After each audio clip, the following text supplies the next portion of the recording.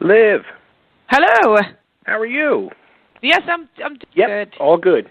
So I guess you're getting very excited with the release coming up finally. Yes. Yeah, absolutely. It's been a long wait, so I'm very happy it's finally release date very soon. So now when Sister Sin broke up, like when you guys decided to call it quits, did you have like the instant plan to go solo, or you weren't sure what you were going to do, or? I wasn't sure at the beginning because I think I got caught by surprise that we actually quit the band, that we actually didn't existed anymore, and I also got quite depressed because I identify myself almost only as the singer of Sister Sin. It was kind of built my whole personality around that. So when Sister Sin was no longer existence, I kind of lost my way, and it took a couple of months for me to find my way back. And but then when I took myself and Liv, see this as an opportunity instead of being so sad. See it as an opportunity to do something to actually where I can choose the music and I can write the lyrics, and also I can kind of being in charge. So and when I decided to do that, I felt calm, and I felt like this was the right choice because I don't really want to quit playing music. I don't know what to do without playing music. So so I will try a little bit longer. Did that thought ever cross your mind at all, though, like to quit music, or you knew you would push on in some way? It did cross my mind, but I think that's normal when you were on the. I mean, it was going pretty well for Sister Sin. I said we actually broke up the band when we were on our peak. We were in the Mayhem Fest. We had a lot of labels that was interested in signing us. Other interest from other labels. So there was we had a lot of things going on, and then we broke up. Right. So and then you start to So I think that of course it went through my mind that, do I have to start from zero again? Because I don't know if I had energy to start from zero again. So I think that was quite normal after that. That's can I even do this again by myself? But it was for quite a little time, and then I just know that I couldn't quit music forever. I couldn't do that. Yeah, I know when you made, I guess it was probably over a year ago when you made that announcement that you were working on the solo album and decided to go, as Live Sin. I mean, there was a real big buzz about it. I mean, a lot of people were excited. Yeah, so that's cool. I want to keep my fans if I can. Now, do you stay in touch with any of the guys from Sister Sin, or have they heard the album, said anything to you, or?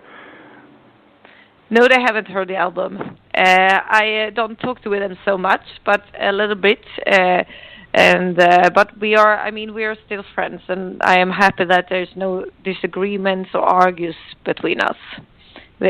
We broke up before such things happened, so we are all friends, but we don't live close to each other, so we don't meet each other in the natural way, unfortunately. And I sometimes I wake up after a dream and I miss them because I've dreamt about them, so I do miss them.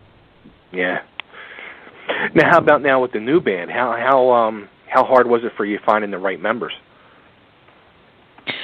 I would say it was a bit hard, not to find everyone, but it was especially bass player. It was very hard to find, and we had the same problem in Sister Sin. I don't know, it's a curse with a bass player. I have no clue why, but it's something with fucking bass players. But so some of the members, my guitar player Patrick, who also makes the music together with me, he is a longtime friend, so I've known him for many years, and he always played in smaller bands, but he played more punk rock. So I wasn't sure about him in the beginning. I was like, but then after a while I asked him and asked him if he was interested in playing metal instead of punk punk rock. And I know that he used to play metal long time ago when he was younger, so he had it somewhere. And he was interested immediately, and also he turned out to really understand the kind of riffs I was after. So that was a good pick. And then my drummer also, because he's my boyfriend, so he was the easiest pick because he didn't have a choice. He just had to. It's like when I first started, I was like, at least I have a drummer. I'm happy I have a drummer. I had the first band member. So that was good. But then my solo guitar player, Tommy, is people that I didn't know before. I found Christopher, the solo guitar player. I found him on Instagram. He put out small videos all the time where he was playing. And all these genres. It was both everything from black metal to Yngwie Malmsteen and to Gary Moore. So he was really good. I liked the way he played. So I asked him, and that's how I found him. And then we didn't have a bass player. Actually, when we recorded the album, we didn't have a bass player. It's Patrick, one of the guitar players, plays the bass. And after the album was done, and we suddenly understood that we have to do a video shoot. In the beginning of January, we had a video shoot, and we also had a photo shoot for the band, and we still didn't have a bass player. We're like, okay, this is getting a little bit stressy. We need a bass player. Then we were like talking to everybody we know, and one of my friends are in the band Hardcore Superstars, so quite good friends of mine, and they told me that they had a crew guy who works for them who also played the bass. So that's how we found Tommy. It was thanks to Hardcore Superstar. So they lost the crew member, and I gained the bass player, and hopefully he stays. I hope so. There you go. Now, and then how about you kind of also went like in a heavier direction with this. Was that like a thing that you set out to do purposely? It was, because I've always listened to more harder metal, or more heavier and more aggressive metal. Actually, when I was a teenager, I listened to Slayer and Dimmu Borgir and Pantera. So I didn't listen to Mötley Crüe and more of those sleaze rock bands. So Sister Sin was a little bit more rock and roll-ish, and I love that music. I got into that music, but when I started out first, I was heavier in the beginning too. So I think that I've always somehow I always wanted to go towards that music, and then I also in the last years I've listened a lot to more modern, if you would say it modern. I don't know if Arch Enemy is modern. It's not a newer band anymore, but more that kind of metal. Arch Enemy, Children of Bodom, Amon Amarth, those types of metal. And I was always wanted to play that metal, even though I couldn't growl or scream in that way. I always wanted to play that kind of music, but I wanted to sing with my vocals on it. So this is kind of me trying to do something like that. Nice. Now, did you feel like doing all this now? I mean, it's your name out there. Did you feel a lot more pressure with this, with the new album than with Sister Sin? Yeah, definitely. I do feel the pressure. I feel both the pressure that I know, the pressures that I put on myself, because I know that people will compare it to Sister Sin. And I know that we had a really high standard in Sister Sin, both musically and also as a live band. We had a very high standard. So I have a lot to live up to. I don't want to lower that standard. So I do feel the pressure that I will be compared. People will compare it to Sister Sin. I also feel that I have to what do you call it? I have to prove myself that I can actually do this without Sister Sin. So I do feel the pressure. I also understand that not everybody that listens to Sister Sin will like this newer style of mine or the newer music, because it is heavier. So I also understand that I will hopefully gain some new fans, but I will lose some old fans too. But that's the way it is. Right. Now, will you be doing any Sister Sin songs live, or are you going to try to just distinguish yourself as Liv Sin now and move forward? No, we will squeeze in a couple of one or two Sister Sin songs, because I want to please my fans. I am playing music for people. I am playing for my fans, and I know that they want to hear Sister Sin. So I am squeezing in some Sister Sin in the set. Very cool. Now, the new album is called Follow Me. Was there any special meaning behind that, or a little message to the fans to come along, or? A little bit. It's actually kind of two meanings in it. The first one is a little bit of an invitation to the Sister Sin fans even though Sister Sin broke up, I haven't left the music scene. And the other is a little bit more introvert, or more, if you call it.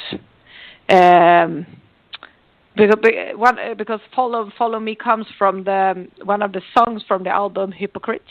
So it's in the chorus. So it's a line from the chorus, which is "Follow me into the dark, where my demons still hide." And I think that when you listen to an artist, when you listen to the music and when you listen to the lyrics of that artist, you actually get to follow that artist into the deepest soul and the deepest thoughts of the artist. At least if you're I do lyrics that mean something for me, and actually express myself and my inner thoughts and feelings through the music and through the lyrics. So if you listen to me, you actually following into my mind and my thoughts and my views, actually. Now, with that being said, and you mentioned these lyrics are yours. Did you get very deep, do you think, or with the lyrics in this, or? Yeah, absolutely. I mean, for me, I have to do lyrics that mean something. That I think it's hard to write lyrics about kind of nothing, if you can say so. Sure. All the lyrics are based on either experience, or it's my view of the world or politics. I am a political person, so it's a lot of politics in the lyrics, and also a lot of thoughts about how it is to live, or some things that I've experienced over the years of being a touring artist, for example, and stuff like that. So it is a pretty deep record if you listen to the lyrics. Now, you said you're a political person. Like, when you view, like, the United States now with the whole Donald Trump thing, do you kind of laugh and chuckle? I kind of want to roll into a little ball and cry. A little bit like that. But, I mean, yeah, I think that also is a very European view of it. So I'm not going to tell anybody what's wrong or what's right, but in my very Scandinavian and European view of it, I'm crying a little bit over here. Believe me, there's a lot of people crying here too. I get that, actually. So now you also did a cover song on the album. You did the old Rob Halford fight song, "Immortal Sin," with Yerky from 69 Eyes. How'd you make that choice on doing that? Yeah, I mean, from the beginning, we didn't thought about doing any cover on the album at all. It just kind of happened because of me and Stefan Kaufman having a YouTube night in his home, when I was there over and recorded the vocals. We had one of those late nights. We would drink a little bit of red wine, and we were listening to Judas Priest stuff and all other things that Halford have done, because we were both Halford fans. So, and then we got to the fight period, and we were listening to Immortal Sin, and both of us really liked the riffs on Immortal Sin. So it was Stefan who said, like, hey, maybe you should try to do a cover of that. And the next day we just recorded it. And I liked it. I liked the idea of that song because it's Immortal Sin too. It suited very well, and I I think that is an underrated song. But I also felt like my voice was not enough for that song. It's a little bit too low for my voice, and I thought something was missing. And then I remember my friend Jannetty, because I known him for very many years, and I always wanted to do something with him. I always wanted to do a song with him. I love his very dark voice. And I thought about him, and I was like, his voice is going to suit perfectly for that song. So I called him up the same day, and I asked him, and fortunately he had time for the recording and everything. He had a little bit of break in touring, so he flew down to Germany and recorded it. So yeah, it was cool. Nice. That's awesome. Now, being that you're over there in Europe and Sweden, Germany, all over, and the music, especially the metal scene, is so alive there compared to the United States. And I got to ask, like, do you have any insight on why? Like, what do you think is the reason that there is such a strong love and following in Europe compared to the United States? It is a good question. I don't have a good answer for it, actually. Maybe it could be in the whole American culture, because I feel, at least from coming from Europe, that when you go over to America, you have more of a culture in America to like something as long as it is like very hip or very if it's very popular right now, people like it, and then they don't like it and it disappears.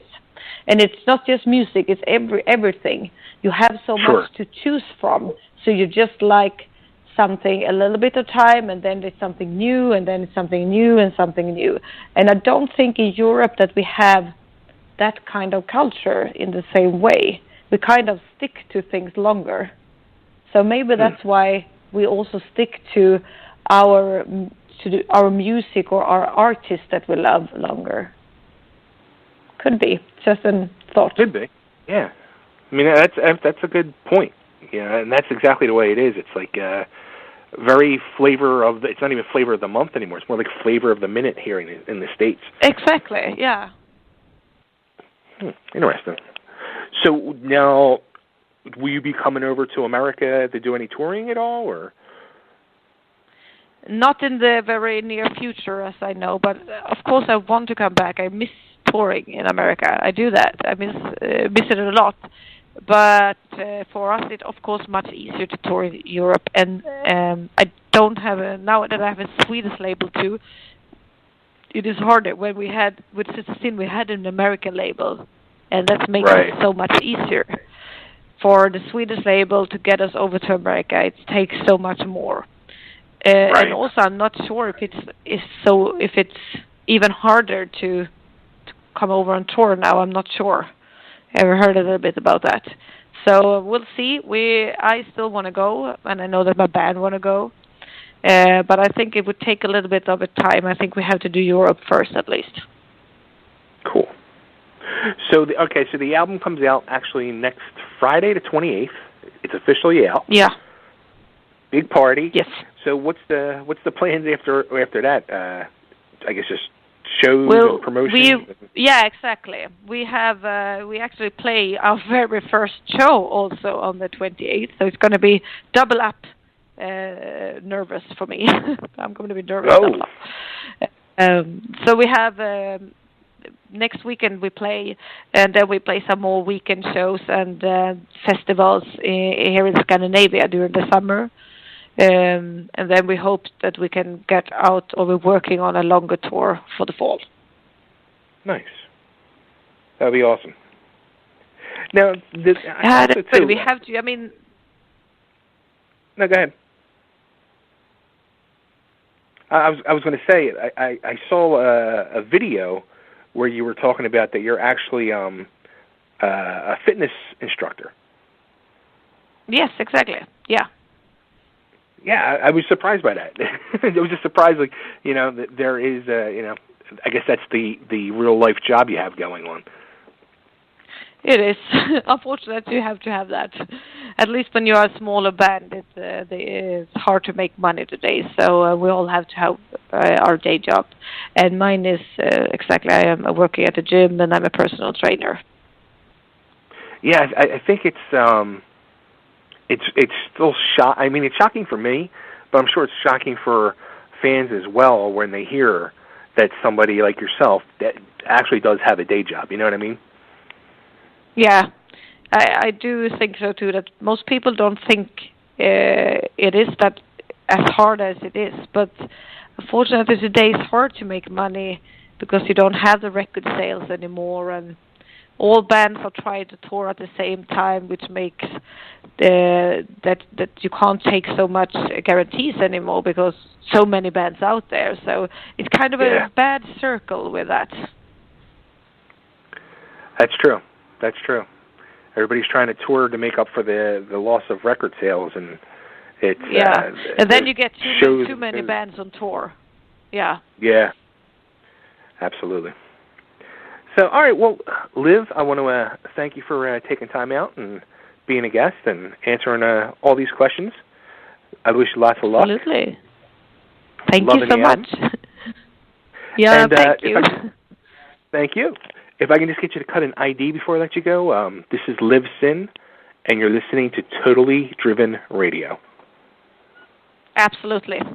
Should I just do it whenever? Yeah, go ahead. Yeah, absolutely. This is Liv from Liv Sin, and you're listening to Totally Driven Radio.